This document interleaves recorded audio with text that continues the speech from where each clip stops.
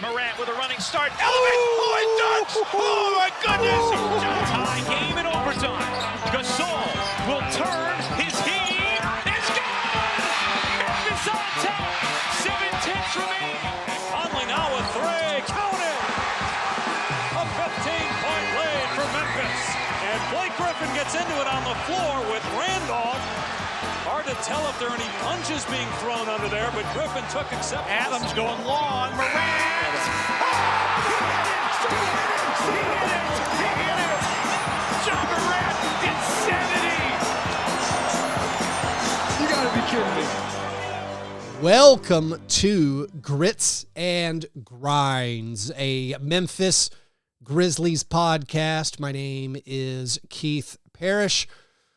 On today's episode, I'm going to take stock of where the Grizzlies are after 25 games as they enjoy this nice little NBA Cup break. I'm also going to go over the latest injury news and look at a trade rumor.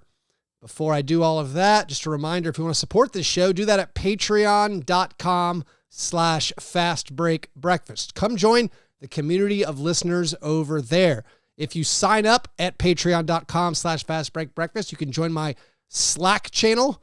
I have a Grizzlies only Slack channel where we talk about the team around the clock. Also, you get exclusive bonus content, and it's the best way to support this program. Patreon.com/fastbreakbreakfast. All right.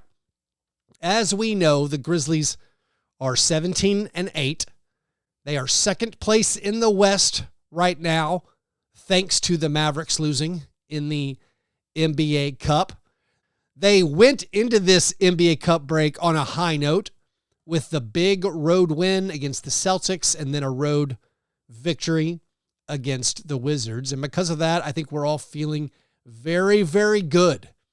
Because of the specifics of the season, the fact that Ja Morant missed a bunch of games and Desmond Bane missed games and Marcus Smart missed games, and we've still never had Gigi Jackson and Vince Williams Jr. barely played, and Zach Edey has missed a bunch of games. Despite all of that, the Grizzlies are 17-8. They have the top scoring team in the NBA. They're second in the NBA in assists per game. Now, those are some raw stats that reflect that the Grizzlies are one of the best pace teams. But you could also point out the Grizzlies are the only team in the NBA right now, top 5 in offensive rating and defensive rating. They're 5th in both. 4th in net rating, according to Cleaning the Glass. All this is very, very good. Now, as far as how do they stack up against the best teams, so far, according to Cleaning the Glass, they're 2-3 against the other top 10 teams. These are the other 10 teams that have the best net rating. Those games are, they beat the Magic and they beat the Celtics. They lost to the Rockets, the Mavericks, and the Warriors. 2-3 against the other good teams is totally fine. They have played an easy schedule so far. They're also still +3 in home games. 14 home games. They're 11-3 at home. 11 road games, 6-5 on the road. There are a lot of good stats for the Grizzlies, of course. That's going to happen when you're 17-8. The team's overall net rating is incredible, frankly. +9 points per 100 possessions as a team. I went into some of those individual numbers. I posted that on social media. They're just spectacular. Like right now, Brandon Clark, when he's on the court, they outscore the opponent by 15 points per 100 possessions. Same thing for Jake LaRavia. These are all really super numbers. Are there any concerning numbers? I don't know if they're concerning yet, but things to maybe circle and highlight. I would say right now, this is you could say glass half full, or you could read it as a negative thing. I guess it's, eye of the beholder, but glass half full, you could say, the Grizzlies have the best 3-point defense in the NBA. Grizzlies opponents are shooting the worst percentage on 3-pointers. The glass half empty of that is saying that 3-point defense is a mirage. That's just shooting luck. The other team is not making 3-pointers against the Grizzlies. I think it's a mixture. Like most stats, I think you can complement the scheme the Grizzlies specifically attempt to take away corner three-pointers. They try to pack the paint and guard corner three-pointers. They usually allow above the break three-pointers by design. Right now, Grizzlies opponents are shooting 31.8% on corner three-pointers. That is by far the best number in the NBA. Second place is the Warriors, and they're at 34.4%. So the Grizzlies are a full 2.5 percentage points better than anybody else at guarding the corner three-pointer. However, that's probably going to come up. So perhaps there's some shooting luck that has gone in to this good start to this season. There's some shooting luck with how good the Grizzlies defense has been. Now, the Grizzlies themselves are not particularly good at shooting the basketball. So maybe you say the Grizzlies' own three-point numbers can come up. Desmond Bane right now not shooting the basketball very well. So there is some room for improvement for the Grizzlies. But right now, the three-point shooting from the opponents is possibly an area of concern. I mean, there's nothing bad about having the best three-point defense, but that's something that could regress to a slightly higher number. Another way to look at the Grizzlies' offense so far in the success and to wonder if it's something that will sustain into the playoffs is looking at the fact that the Grizzlies have the fewest half-court possessions of any team right now. Now, not having half-court offense is good because you'd prefer to score on fast breaks. You'd prefer to get transition opportunities. The Grizzlies do. They push the pace. They get transition opportunities. But right now, they have run, not the fewest, the second fewest half-court plays. Also, their half-court offense is still very subpar. I guess technically it's average, which is an improvement. Currently, the Grizzlies have the 15th rated half-court offense as far as points per possession in the half-court. That's an improvement over like 18th and 20th where they've been in previous seasons. Also, the biggest maybe sign of encouragement for the Grizzlies with their offense is that their effective field goal percentage is 7th right now. And that is a massive improvement, even from the previous good seasons, from 2 years ago and 3 years ago. Those years, despite having a top 5 offense sometimes or a top 10 offense, they would be 18th or 23rd. They'd be very low in effective field goal percentage. Right now, the effective field goal percentage is 7th. And that is a good stat right there. But otherwise, there's not a lot you can really be upset about with the start to this season. You've gotten great play from basically the entire roster. And like I spelled out last episode, a lot of it is a little bit surprising. To have this success, even when games where Zach Edey's not available, even when Ja Morant misses games, to have Jalen Wells playing so well, to have Jake LaRavia playing so well, to have Jay Huff, who none of us really knew anything about before the season started, to have him contributing well. Meanwhile, Santi Aldama leads the team in win shares so far this year. There's a legit 6th man of the year case that can be made for multiple Grizzlies players. I'd say both Santi Aldama and Jake LaRavia got a pretty good argument for 6th man of the year. I mean, I'm not sure they would win a league-wide vote. I think Peyton Pritchard might be ahead of both of them, probably some other guys. But things are going very well so far, and we actually got some injury news that let us know that in the near term, we're actually getting some help back. Very notably for the game on Friday night against the Nets, the injury report came out and Zach Edey was upgraded to doubtful. Now, we know the pattern of injury reporting for the Grizzlies. It usually means when a guy's going to come back, the game before he comes back, he goes from out to doubtful. So this means we're going to expect Zach Edey to be questionable for the Lakers game on Sunday, and Zach Edey will return and bolster the Grizzlies' front line. Now, they've been 9-2 since Zach Edey went down. I don't think there's any correlation. I think, one, the Grizzlies' schedule got pretty easy. Also, Edey had already moved to the bench. Edey had been playing well. There are some Grizzlies lineups that are amazing this year as far as net rating that Zach Edey is a part of. Like, I was filtering Grizzlies 3-man lineup combinations, and a lot of the things with net ratings and 2-man ratings and 3-man net ratings, a lot of it gets swayed massively by small sample size 3-point shooting. So sometimes I like to look at the good net ratings and then see which lineups have good net ratings where actually the effective field goal percentage is terrible. And there was one where there's been 64 minutes of Jaren Jackson Jr., Jalen Wells, and Zach Edey. I looked this up because when I was doing this 2-man net rating chart, it popped to me that the Grizzlies have a plus 22 net rating when their rookies, Jalen Wells and Zach Edey, are on the court. And I'm like, that's flat out bizarre. That's super surprising. So I wanted to just find out a little bit more about that.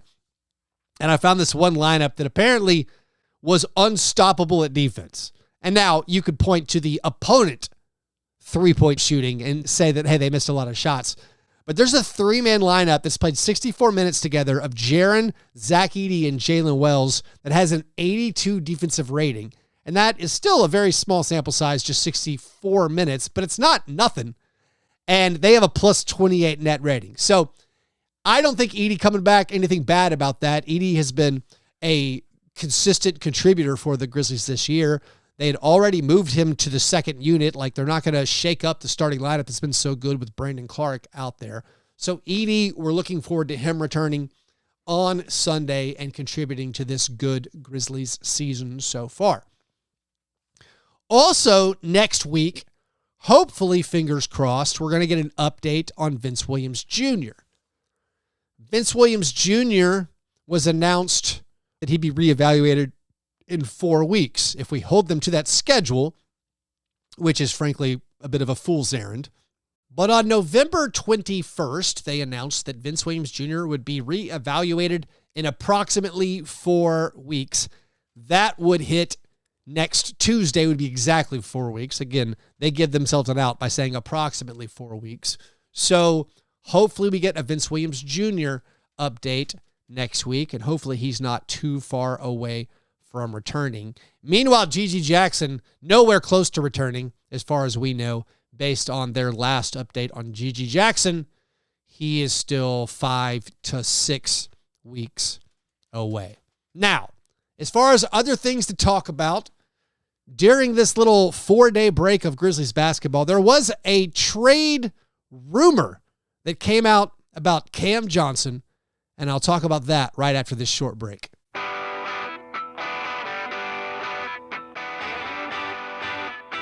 All right, lots of people have been talking about this trade rumor for Cam Johnson. Now, if you've listened to Grits and Grinds for any amount of time, you know I'm particularly obsessed with Cam Johnson. I have been talking about trading for him since approximately 2021. Back when he was on the Suns, he was a top target of mine for the Grizzlies. When he was included in the Kevin Durant trade, I briefly lost my mind thinking the tanking Nets might be willing to move on from either Mikal Bridges or Cam Johnson when they made that deal. I've talked about trading for Cam Johnson literally at every trade deadline for the past 3 seasons, also every offseason. I talk about the Grizzlies trading for Cam Johnson. Specifically, I have always maintained I think he's a great fit alongside Ja Morant, Desmond Bane, and Jaren Jackson Jr. I think he's exactly the kind of player every team wants. He's tall and he's a great shooter. He fits in alongside anybody. He's not going to take bad shots. He's a fine defender. He's someone you can put on the court at all times. And by the way, he's having an amazing season right now. He's shooting a career high from the foul line, career high true shooting. He's a plus 40% three-point shooter on high volume. Right now he's averaging 19 points per game on the Nets. Now the points per game I don't care about. If he came to the Grizzlies, he'd probably average 13 points per game. I think he's a great fit for the Grizzlies. Now this rumor, let's get to the bottom of this rumor though. As far as I can tell, This rumor came from Evan Sidery. This is among the lower tier of basketball rumors. This rumor didn't even crack the Hoops Hype rumor page, which makes it basically nothing. Now, I don't want to shoot down your hopes in getting Cam Johnson because I have those same dreams. I have long, like I said, talked about trading for Cam Johnson. However, I guess now I am going to shoot down this rumor. Beyond where the rumor came from, the specifics of trading for Cam Johnson, I would say make this idea highly unlikely. Here's my reasoning. Here's my thought process.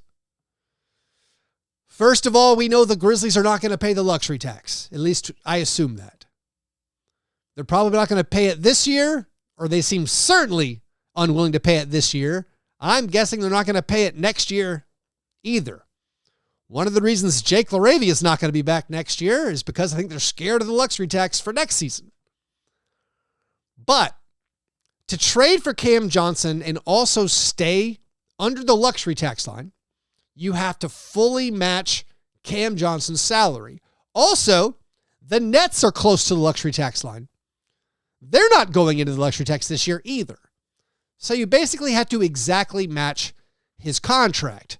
Cam Johnson this season makes $23.5 million. Technically $23.625 million. If you're going to trade for Cam Johnson, you got to match that salary. The most obvious way to do it is to include Marcus Smart. Marcus Smart makes $3.5 million less than Cam Johnson. So you got to include somebody else along with Marcus Smart. Which player would that be where the salary makes sense? Well, now we're talking about including someone like Santi Aldama or Vince Williams Jr. or Jake LaRavia. Even including Jalen Wells or Gigi Jackson doesn't quite get you there.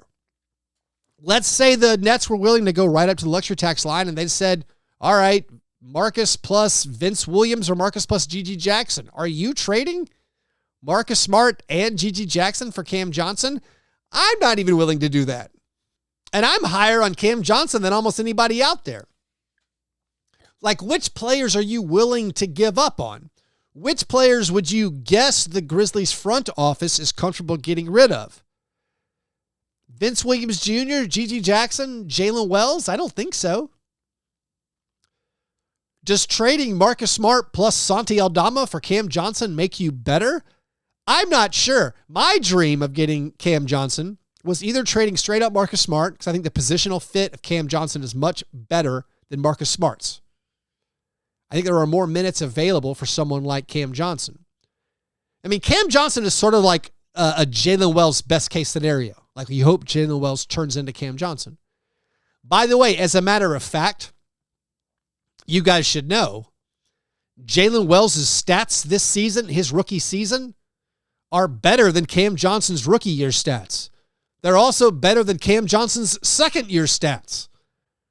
So, I don't think you're going to trade Jalen Wells for Cam Johnson. There's also the fact that the salaries of your young, promising guys are those important low salaries that the Grizzlies want to keep around.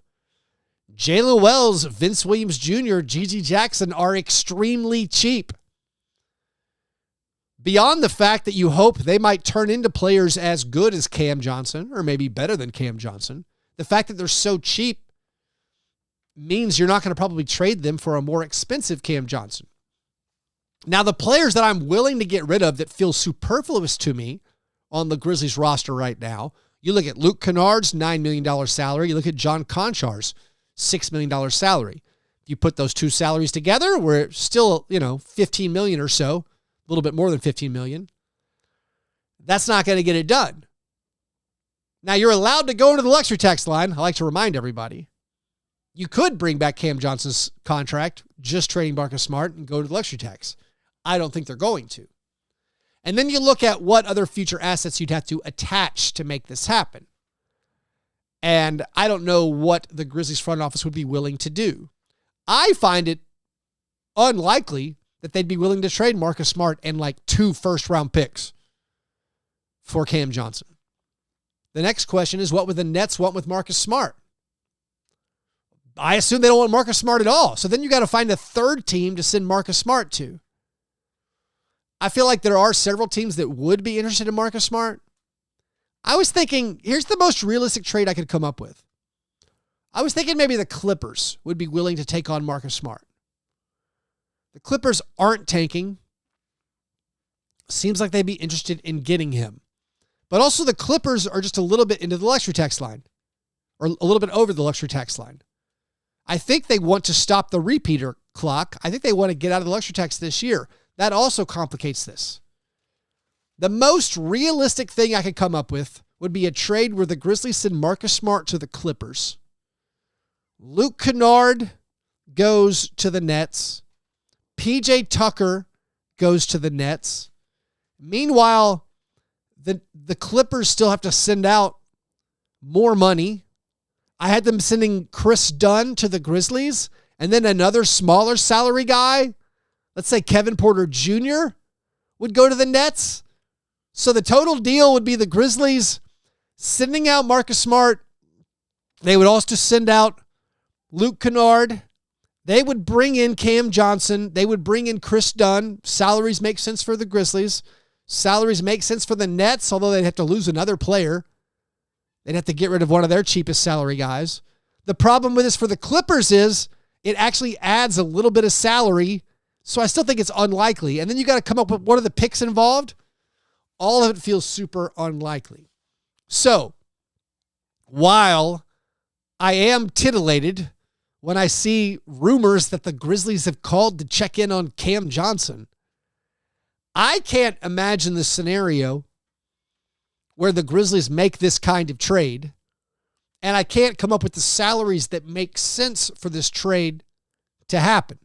Because the checklist for me is, am I willing to trade right now Marcus Smart plus one of the young guys I like, Gigi, Vince, or Jalen? No, I'm not.